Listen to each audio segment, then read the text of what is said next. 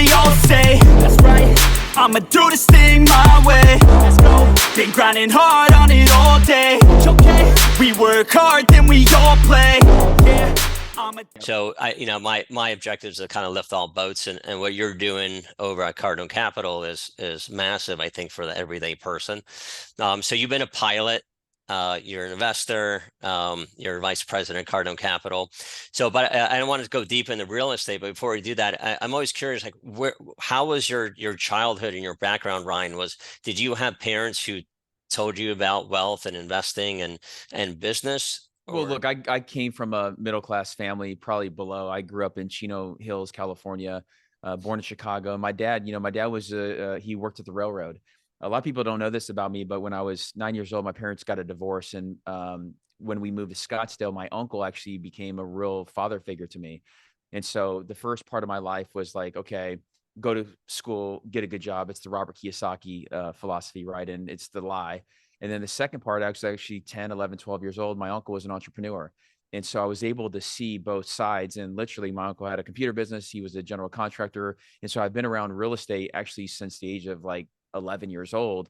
And my uncle made me a deal. He says, look, if you work with me every single day on the job sites, you'll get a car when you're 16. And so he put that carrot in front of me. And that's actually what started driving me to want to win, because I knew that there were certain things in my life that I wanted. And if I was surrounded by the right people, AKA my uncle, then I knew here's the path in order to get to X.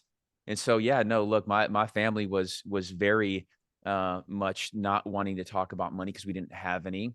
My uncle was a millionaire, and back in, that was probably back in the early 90s, being a millionaire and having $2-3 million was actually a lot of money. Now seems like it's a drop in the bucket, but I had a mental shift. I really did. I had a mental shift when I left my real biological mom and dad, and my uncle started really putting me under his wing. It was a real mental shift for me, because I was like, man, there is more. There is something else I can do. I don't have to just, go to school and get a good job. And actually my uncle, and when I was 17 years old, he always had wanted to be a commercial airline pilot. And so he's the one that helped me push me into becoming a commercial airline pilot. And so by the age of 21, I was a commercial airline pilot, and I was based in St. Louis, Chicago, LaGuardia, DC, Denver. And I was able to travel the world and really start racking up and building a lot of incredible experiences. Yeah. So you went to flight school. How long was that? My flight school was very intense. It was 2 years from the age of 18 to 20. All I did is eat, sleep, and shit aviation. And at the age of 21, I got hired on at United Express, and I started flying a $40 million jet. Okay. Yeah. So I know Yeah. you talk about money a lot, and provide a lot of details for people to really wrap their heads around everything. So in general, what is the loan amount that someone has to take out for flight school? So my loan was 140. It was 140,000. And at that time, it was worth more than my mother's condo. And I had to talk her and my stepdad into giving me that loan. And when I finally did, she looked at me, she's like, you better be very serious about this and what you want to do. And I knew I just couldn't fail myself. I couldn't fail her. So I took it very serious. While everybody else was, out, drinking and smoking and partying, and, that was cool because, when you're 18, 19, 20 years old, I mean, that's what you do, right? I mean, you like fast cars, you like even faster women, and you want to go out there and have fun. For me, I didn't have that. I didn't have that ability, nor did I view it as that. I was like, hey, look, I'm not going to drink. I'm not going to smoke. I'm not going to go and chase all of that stuff. I'm going to chase my career, because I'm willing to give up. I've always been willing to give up early on in life, because I know the huge rewards come later on in life. And that's what I did. I mean, I hope if there's one thing that people can get from my story is, I don't drink, I don't smoke. And I don't think it's bad if you do those things, but I just think there's a time and a place for them. I think, when you're really serious and you have the opportunity, every opportunity in my life, different phases of my flight of my life have come at different points in time, but I've never wanted to risk it and or jeopardize those opportunities because of outside factors, right? I mean, in my life, nothing's good has come out of, drinking. Nothing good has come out of smoking. Nothing good has coming out of there's just certain things in my life. Like, I eat healthy. I have great routines. I want to function at 120% every single day. And you have to when you hang out with Grant Cardone, by the way. Yeah, he's always going 100 miles per hour at least. Yeah, that focus and that delayed gratification, I think, is absolutely key to success in anything. I And it's remember overlooked. yeah, and I remember, just a couple of days ago, I showed my our two toddlers, our kids, the marshmallow test. About, it's on YouTube. People could check it out, where they have this video of these kids. They put the kid down on the chair and they put a marshmallow in front of them, and they say, "All right, you can eat the marshmallow now, or if you wait, I'll come back and give you another marshmallow." And then the adult leaves the room, and you're able to see the behavior of these different children. Some of them could delay their gratification. Some of them are sniffing the marshmallow. Some of them are like tasting it. Some of them are want to touch it. So delayed gratification, from what I've seen, is really a common denominator of success of just Yeah. everyone that I've seen and spoke to. Yeah. Yeah. Cause there's, and I agree with that 100%. There's a lot of misconception of, how to invest your money, and like you had mentioned out of the gate, when you have a product and a service in a company, in a business, the ideal goal and the ideal scene is to actually, hey, how do we provide this to everybody who wants what, what I want, right? Like I always hear a lot of these companies are like, well, hey, I was just solving for me. When you brought that up, Cardone Capital, I was actually trying to solve for me. Like I had 21 units and I wanted to go to the next level. When I found Grant, I was like, hey, can I invest in your deals? And at the time, he didn't want to let anybody invest. And so I was like, well, hey, if I can get other people who want to invest, like it was kind of a thing where he didn't want to deal with the investors. And now Cardone Capital, we have 13,000 investors because we built out a really good team. And so I think all of us have these limiting beliefs, but I think we all try to solve for the first person, which is us. And then once it works and we know it, then we try to grow and scale it. And that's been really big in my life. And also back to your delayed gratification, it's like you have to delay the gratification in order to multiply whatever it is you're trying to do. It doesn't happen right now. It happens in 5 years and in 10 years and in 20 years. Like just look at all the big investors. I mean, it just that's what they do. Yeah. I think you're a perfect example of that. Because so you were flying around, so you're $140,000 in Yeah. debt from flight school. You're flying around the country as a commercial airline pilot, and at the same time, you are starting to invest in, is it single family units? Is that what it was, or Yeah. fourplexes? Yeah, my first deal was a single family home that was 4 bedrooms. And as a pilot, you always look at there's these houses that they call crash pads. And as a crash pad, what you do is you rent out your rooms to the other pilots. And so I literally rented out 3 bedrooms, and I had the master bedroom for myself. And so I was literally living there for free and actually making $300 a month positive. And so I thought it was like really cool and it was really great. And I came home one day and my roommate, he had his hand in his pants and he was sleeping and his food was on the table there and everything else. And I was like, I looked at myself and I had my girlfriend with me at the time. I was like, I don't want to live with these people any longer. And so I was like, for this investment to continue on and to grow and scale, I have to now buy 3 units or 4 units. So that way I can rent them the unit. They're no longer in my personal space. My personal space is very important, probably like yours, right?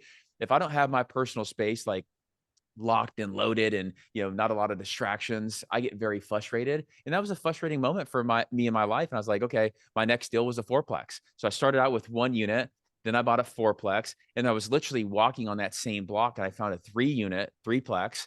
And then I was literally walking on that same block and I talked the person next to my fourplex into doing seller financing on the additional fourplex. So I ended up getting creative and working some of these deals. I ended up with 21 units. They weren't like great. I mean, they were 50, 70, 80, 90 grand per unit, like on the multifamily. But for me at the time, I was 25, 27, 28, 29. I was just trying to build something that really my family didn't have. My family actually told me, be careful, don't buy, apartments that you have to manage. And I was like, hey, look, I want to do this, I want to do this in a big way. Yeah, so you had these really big loans, and then you started to accumulate units. You had a little bit of Yep. positive cash flow, Yep. and you had your salary, and I know you're transparent and talk open about the salary. So what was your salary as the commercial airline pilot? So crazy enough, my first year as a commercial airline pilot, I got paid like 48 grand. Okay, all right. And then when you $48,000 because they had to spend 30 grand to get me trained in the jet. And so your first year as an airline pilot, you actually make next to nothing. Like it's almost embarrassing. Like you can't even, that's why there's crash pads. because you have to go and rent a room for 300, $400 in Chicago or in Denver because you can't afford a real place. Yeah, yeah, and that's what I was getting to. So for everyone that's listening, because the margins are probably very low, right? They're very small. So you have your loan repayments that you have to make. You have your salary that's minimal, and the take-home pay is even less, right?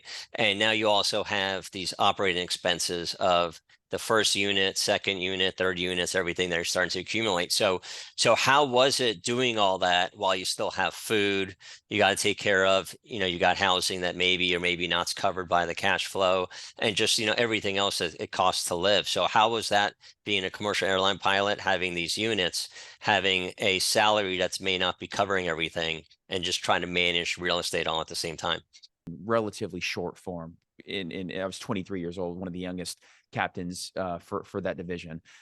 What I did was I'm very good with money when it comes to, I'm not like a big spender. I don't go out and party and go to restaurants and all that stuff. And so I lived a very frugal life for the first really 5, 6, 7, 8, 9, 10 years. But what I did is I got around good people and I rented a room. And for the first 4 years, all I was doing is working. And I was, the airline was paying for my travel, right? So I'd go to the hotel and they'd pay for that. So what I did is, instead of paying back the student loan, I was paying the minimum payment. But when I saved up my first 50 grand to buy my fourplex, I was 25 years old. Instead of taking that 50 grand and putting it down on my student loan, which I could have done, what I did is I actually bought the 4 unit. And then I had cash flow. It was like $600-700 per month, which is incredible. And I was paying the minimum. And then, because they wanted me to pay back that student loan in 30 years, I did it in 10. By the age of 30 years old, I had the 140 grand paid off to zero. But I did that on my 4 unit, and then my 3 unit, I took all my extra cash flow that I was making. So instead of taking that principal and paying off my loan, I just took the cash flow, paid off the loan, and then I just kept working that. And then before you knew it, I was paying in, instead of $300 per month, I was paying in 2 grand, 3 grand, 4 grand, sometimes 5 grand.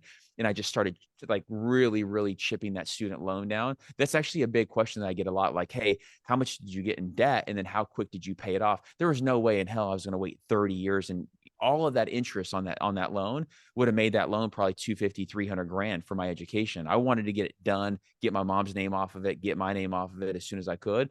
But I did that using real estate and the cash flow. And still, the crazy thing is I still had the deal, the real estate. I still had the principal, but I just used the cash flow to pay back the bad debt, which was, I mean, it was good debt because it was in me, but it was, bad debt because it had a clock on it.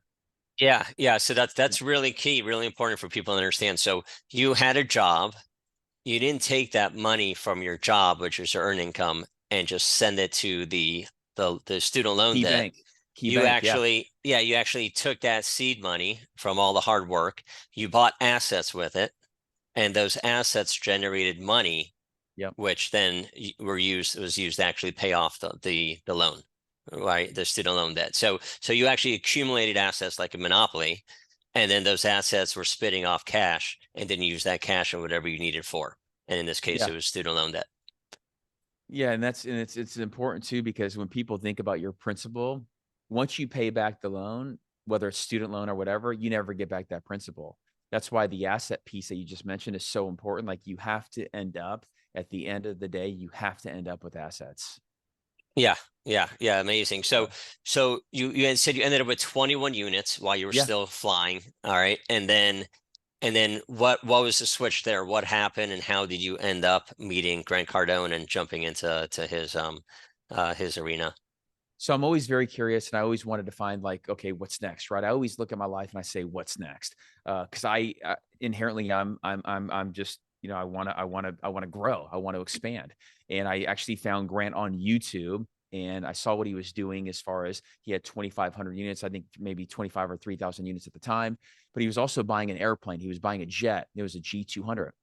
And and then I also heard him on Bigger Pockets. But I said, man, if this guy's buying an airplane and he's unbelievable, like the way Grant communicates and the way that he operates and the way that he thinks, it's really 10x. And so I read the book, The 10x Rule, and I called his office and I was like, well, hey, look, I've got about 10,000 hours of flying, so I could fly the airplane. but I also, I'm stuck because, when you start investing, you realize that you run out of money, and I want to do something bigger, and where I came from in Scottsdale, Arizona, like there was a couple groups out there, but there was nobody really doing the apartments at the scale Grant was.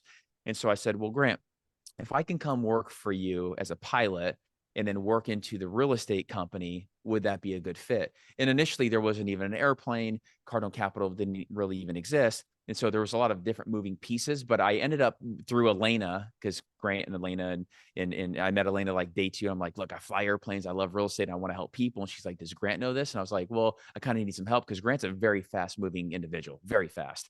And so what happened was 2 weeks later, Elena and Grant called me in their office, and Grant's like, hey, look, will you stay and sign this contract if I put you in pilot training, and will you do whatever it takes? And I said, yes, yes, and yes. I signed a contract. And 2 weeks later, I was off to pilot training, and I got the lead role for the Gulfstream G200. And that's where it all began, man. I was with them traveling the world and traveling every single day. I saw the way Grant operated. I saw what he wanted. I saw, we communicated about real estate, and, he gave me a shot. And really it was incredible for me to look back and think like, it's just being there, being responsible, and asking for more responsibility, because it's there. You just got to get in the right spot. Yeah, and and I want to jump in the Cardone Capital. Can you, before we do that, can you break down what happened with the 21 units?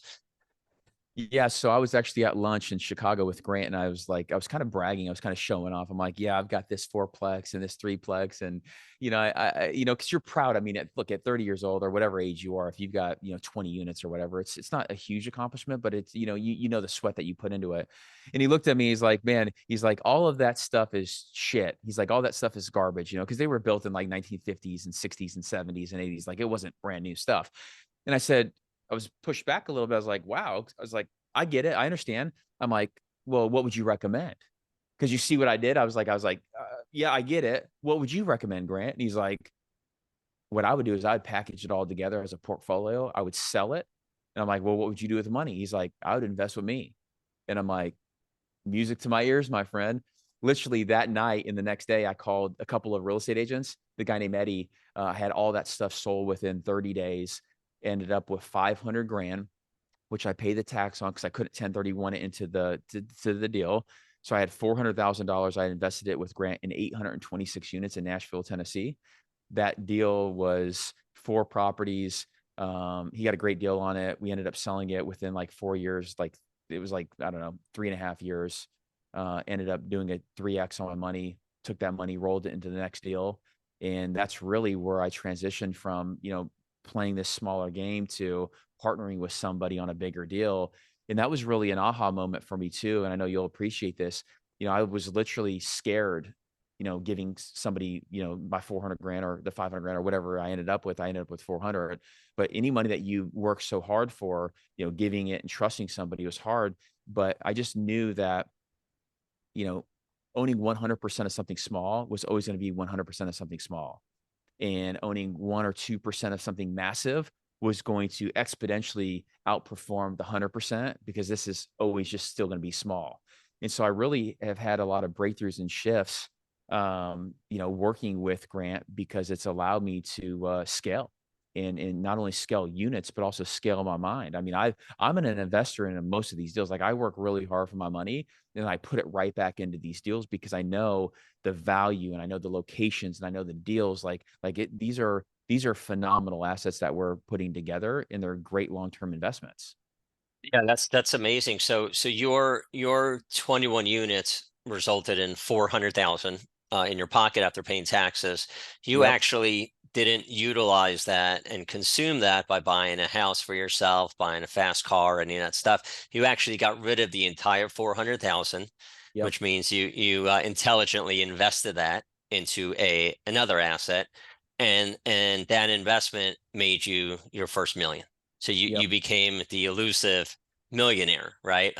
So I think it's really key and important, because this is how it's done. This is at least one of the ways that you become a so-called millionaire. Because I think a lot of people have this kind of mythical kind of perspective on how are these people becoming millionaires. It's as simple. It may not be easy because it takes hard work, like everything that's worthwhile, but it's as simple as collecting assets, and selling those assets or merging those assets or partnering in some way.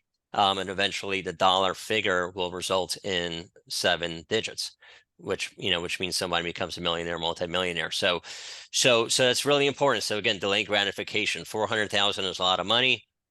But you ended up making that decision to actually roll that seed money. Seed money could be $1 or it could be $400,000, right? Or it Yep. could be $10 million. So I think it's really, really key and important because everyone I speak to, including these 30-year, 40-year attorneys that I know are partners at big firms, they're financially struggling. I work with a lot of taxpayers across the country for the last 20 years.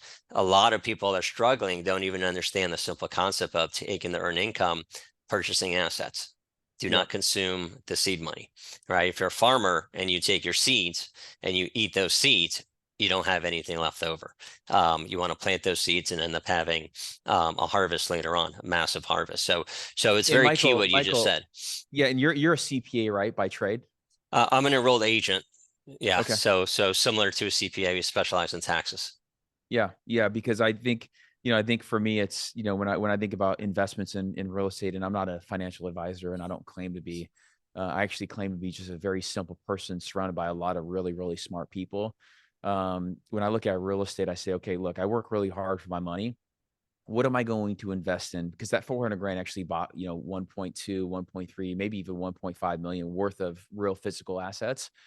And then I look at the second thing. Okay, look, does it cash flow? Yes. So each month I'm getting this nice drip, right? It's a check that I don't have to work for. Because as a pilot, what I was doing is I was literally trading my time for money. And so I knew that wasn't going to work long term because I didn't want to retire when I'm 65 years old. I'll never retire, but I don't want somebody telling me, hey, you're going to retire when you're 65 years old. That just doesn't make sense to me in my head.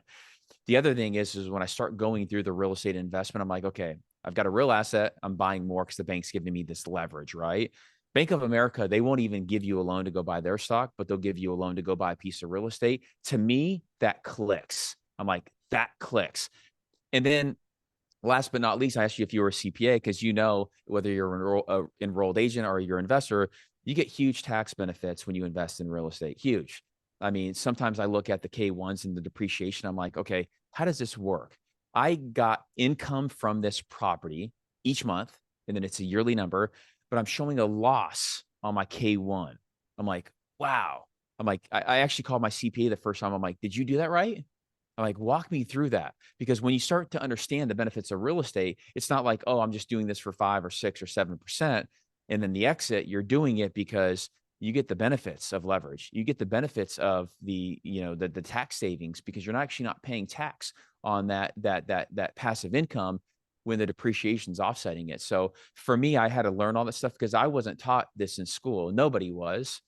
Some people were because they have really smart, parents that teach them all this stuff. And now it seems like the youth is coming up, learning about 1031s, and they're learning about, the tax write-offs and all that. And it's really cool because social media has really put emphasis on it. But I didn't know any of this stuff. And I honestly didn't know how it worked until I started investing. You truly don't know how that works because you're like, wow, this is incredible that the IRS created and made these rules for people who are investing in real estate. There are so many benefits to investing in real estate. It's incredible. Just like, the ones you mentioned, depreciation, appreciation, just all the cash flow that comes in. What's your So can top you investment, Michael? What's your top investment? What's your investment of choice? real estate? Mhm. 100% is my top. Yeah. So I love real estate. We invest in other things as well, but real estate and we can't get enough of real estate. What class do you We want like? more real estate. Yeah, do you like office? Do you like retail? You like multifamily? Do you like You know, parks? What do you like? I understand multifamily. That just clicks with me. Everyone always needs a place to live, Yeah, and you're able to benefit the residents, the tenants. You're able to benefit.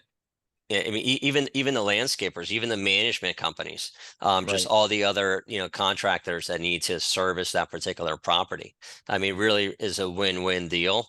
And so I love multifamily, and and I wanted you to speak to, if you can, about what are the benefits of investing just on your own, just going single family residence and then adding another one versus maybe going into a syndication or even just jumping right into multifamily yourself. So, what are kind of the pros and cons of what you've seen in your experience?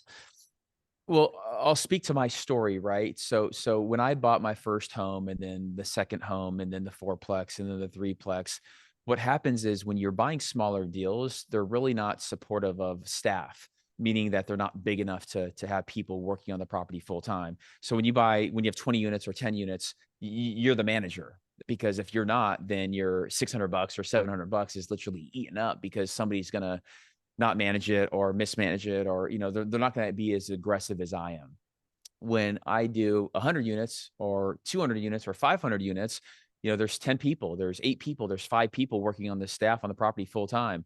I also think that the economies of scale, I always thought that having 2,000 units in a market, you actually can get some economies of scale, meaning that your expenses would be reduced. You could actually blend payroll across the portfolio. It's really 8,000, 10,000. And we're currently at 12,000 right now at Cardone Capital. But when you start reaching the 10,000 mark, you realize that you got to go to 20. And then when you get to 20, you realize you got to go to 40 because, really the big players in this market, they understand one thing, and it is the economies of scale, but it's the people.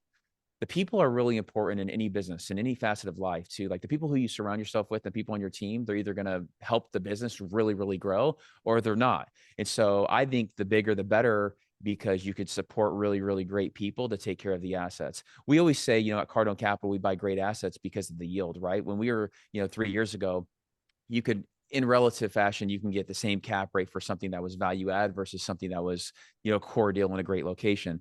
For us, the execution risk on the core deal in the great location was a lot lower than the value add deal, which were proven out to be quite right in today's base case, right? Because today, with interest rates and where rents are going, it's you don't want to be doing all these. And I've got 3 deals that I'm actually renovating right now in great markets, and I would do them again.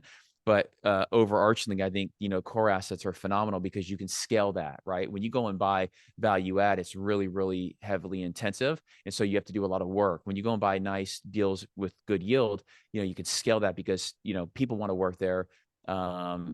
It's lower turnover. And I mean, the people who live there, they really, they appreciate it and they want to take care of it. So, look, I think the small thinking is going to impact all of us. But I do think, and I encourage people, hey, look, not having 100% ownership of the deal, you may actually end up profiting more and getting a higher multiple by partnering and grouping. So whether you do it with us or we show you how to do it or whatever it is, like I encourage everybody, like just find how partnerships do work. That was the one thing my dad, when he was, in my upbringing, there was always this negative talk about partnerships. Partnerships are bad, and no, the other person's going to do this, and the other person's going to do this. That's just that's the people who have already failed and they've given up on the partnerships. I actually think partnerships are very integral and they're very important in life because without partnerships, you wouldn't have any. I mean, think about it, Michael. You wouldn't have any of these top groups without partnerships. So it's like, where's your lid at? Is your lid going to be like, oh, don't partner with this person or don't partner with anybody because, they're going to screw you over? Okay. It's the wrong thinking. Yeah. I think people maybe were burned in the past or have some negative experience, but I think you got to be. I think just people, as long as they're circumspect in who they're partnering with, it's a huge benefit for everyone Huge, involved. I mean, there's no huge. way to run a business without any sort of partnerships. That includes even having one employee. That's a partnership of the sorts right there, right? 1000%. Yes. So Cardone Capital, would you define it as a syndicate and real estate syndicate? If so, how does Cardone Capital operate? What exactly does it do? What does it invest in? And how do people actually get involved? So, yeah, I would consider it a syndication. I mean, that's what it is, right? I mean, we group it's, the new buzzword right now is crowdfunding. There's a couple different crowdfunding platforms, right? You've got the 2 different types of investors. You got the accredited investor, which means you make over 200 grand a year or your net worth is a million. And then you also have the non-accredited investor, which is below that limit, so they don't have any, they don't make over 200 grand. There's 2 different types of funds. There's the Reg A, which is the non-accredited. There's the Reg D, which is the accredited. For us, what we found is that both of them work really, really well together. So at Cardone Capital, what we do is we have the Reg D, which is the accredited. People come in for minimum 100 grand, but they do, 400, 500, a million. I've got guys, like Brandon Dawson, he's invested for over $17 million, right? So we've got these bigger guys in there. And I mean, Grant has invested I think it's like 80 plus million bucks. I mean, he's got a lot of money invested in these deals. And then you have the non-accredited that come in for, $5 grand is the minimum, but they do 15, 20, 30, 40, 50 grand plus. And what we do is we take those two funds and we run them parallel and we go and buy multifamily. Our core business is multifamily real estate. So we go and find these really, really great assets in great locations. We've done some office. We've actually done 2 office deals because they were in great locations and we got great deals on those buildings. But overarchingly, we're a multifamily shop and we keep it simple. We go and buy a great asset. We put financing on the deal, and then we raise the equity from the investors. We keep money in the deal as well. And then what we do is we close on it and we move on to the next. And the investors, it's very simple how we set it up. The investors get a piece of the deal. The investors get the cash flow. They get the appreciation. They get 80% of the upside, and they also get the tax benefits. So we set this thing up how we would want to invest. And literally, my first deal with Grant was a 75-25 split. Right now at Cardone Capital, it's an 80-20. And I think that we're providing a huge value to the marketplace because Grant Cardone as the lead, he's got almost 20 million followers across all the platforms. So that makes it really nice for us. So people know what we're doing and people know us. But B, we have a lot of experience in the multifamily space, so we have a lot of really, really great relationships. We got a lot of, really, really great broker relationships, bank relationships. And most importantly, we have a great team. Here at Cardone Capital, we have 30 people who are in the office here in Aventura every single day. We have over the properties, I think it's like over 300 employees over the 10X properties. And we have great, like there's just really, really good people that work with us and for us, from like attorneys that have great attitudes, who want to win, who also want to do deals. So Cardone Capital is really changing the way people look at investing, because you no longer have that option of just going, okay, do I want the 401k, or which nobody even knows what that's really invested in, because typically the company that you're investing through has their portal and platform. But it gives them saying, hey, look, I've always wanted to invest in real estate, but maybe I don't know how to find the deals. Maybe I don't know how to manage it. Maybe I don't know how to underwrite. Maybe I don't know how to do the financing. We do all of that for you and them. And so it's just a great plug and play for people who want that in their portfolio, but just don't want to do the work. Yeah, so you could be a real estate investor, get into real estate without having to be hands-on yourself. It's pretty much 100% hands-off. You don't have to manage, you don't have to answer calls, you don't have to do the accounting, the taxes, the reporting, any of that stuff. Cardone Capital does all that for the investor, whether you're accredited or non-accredited. Yeah, and when I transitioned from 21 units to 826, it was literally the biggest weight off my shoulders, because now I wasn't picking up the phone saying, "Hey Donna, is your rent check ready?" You have on 826 units, you have a regional manager, you got VPs, you got property managers, you got maintenance supervisors. Like, you have a whole team of people who now work on that property, and so it frees you up to do the thing you're good at. We have a lot of business owners, we have a lot of individuals, but we have a combination. It's a lot of business owners who make money, who always want to invest in real estate. They just don't, they don't have the time. Yeah, they don't have the time, maybe don't even know what to look for necessarily. So for the folks who are non-accredited, Yeah. What is the minimum investment that they could invest in Cardone Capital? $5,000. 5,000. Okay, where did Yep. they go? So for anyone that's interested, where can they go to get more information? The main website is cardonecapital.com. So it's cardonecapital.com. I also have staff of investor relations who pick up the phone and actually talk to people, 305-407-0276. So that's something unique about us. A lot of these crowdfunding platforms and companies, they were always like focus on the website.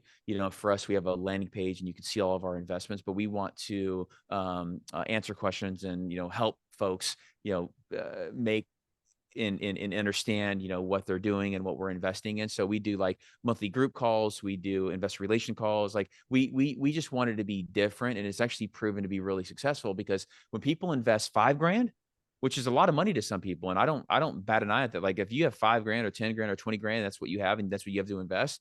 Do it, number one, because it flexes that muscle.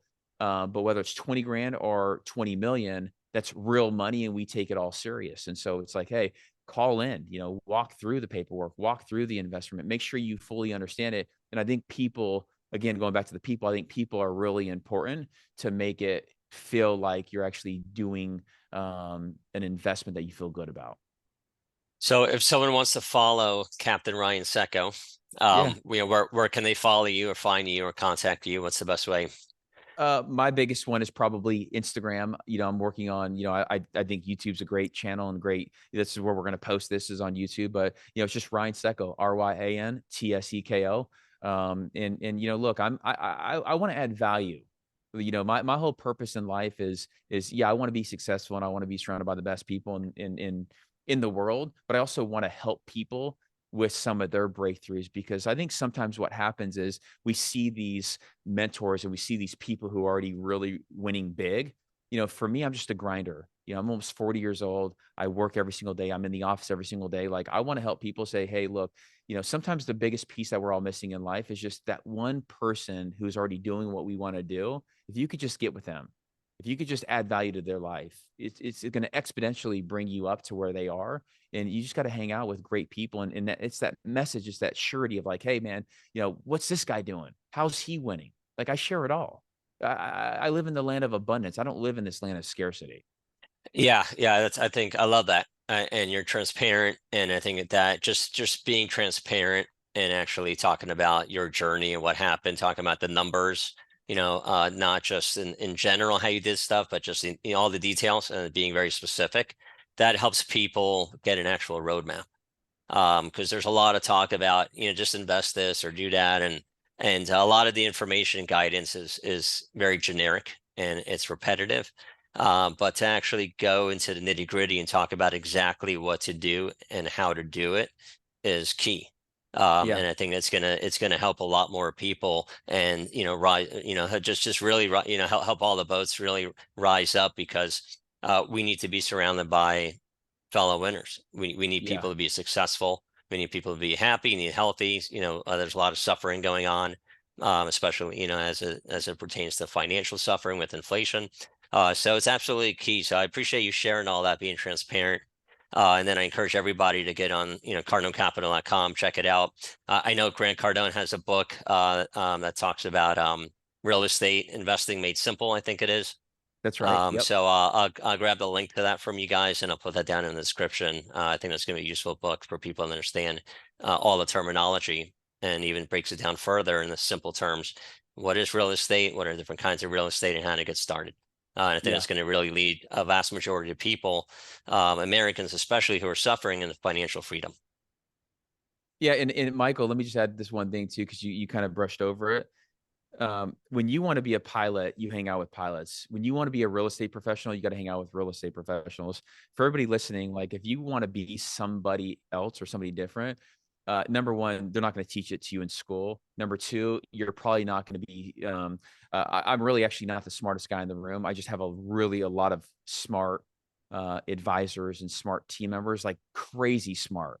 Like, I literally, like, I wake up and I'm like, I've got attorneys that have done billions of dollars in real estate deals that I consult with, and that they like it doesn't have to be about you. Like, for people who feel like, oh my God, I got to know all this stuff and I got to do all this stuff, it's really like, who am I going to surround myself with and by, to where we all can build something massive.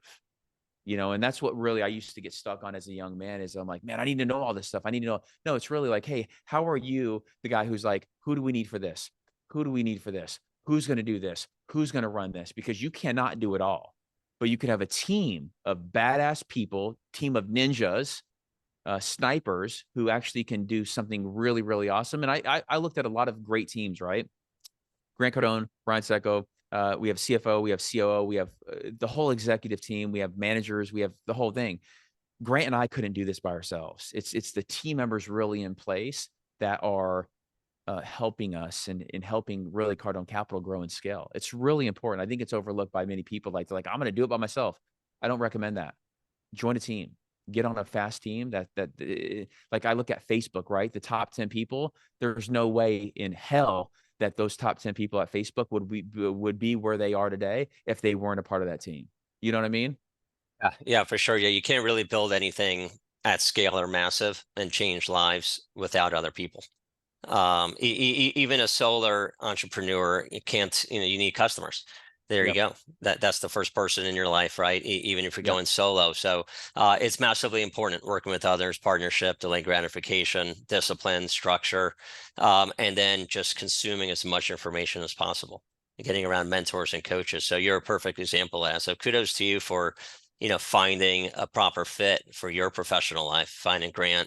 Grant's, been beneficial in my life, life of my family. He's helped millions of people across the world. Kudos to him as well. What's the Um, biggest thing, Michael? Michael, what's the biggest thing that Grant's helped you with in your life as far as like changing? What is it for you?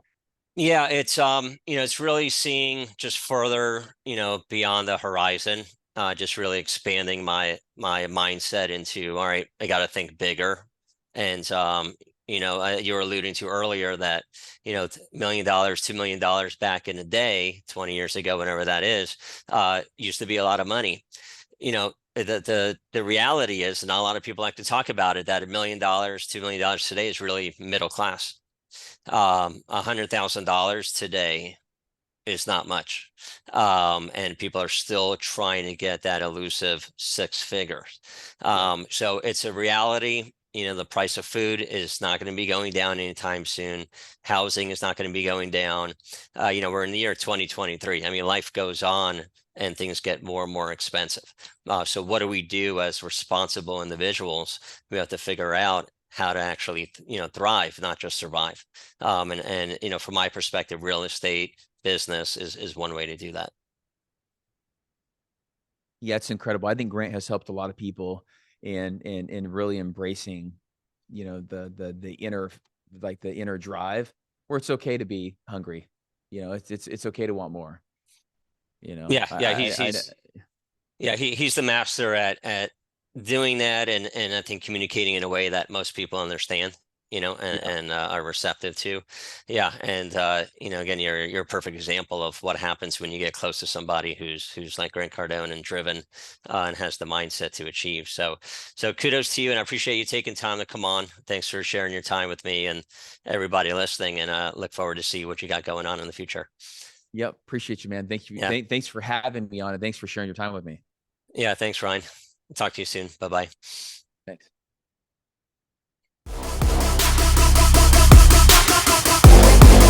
Yeah, let's go. I don't care what they all say. That's right. I'ma do this thing my way. Let's go. Been grinding hard on it all day. Okay. We work hard, then we all play. Yeah. I'm addicted to the grind, man. That's right. So I refuse to waste time, man. Yeah. One day it all will be fine, man. Let's go. Gotta commit to the climb.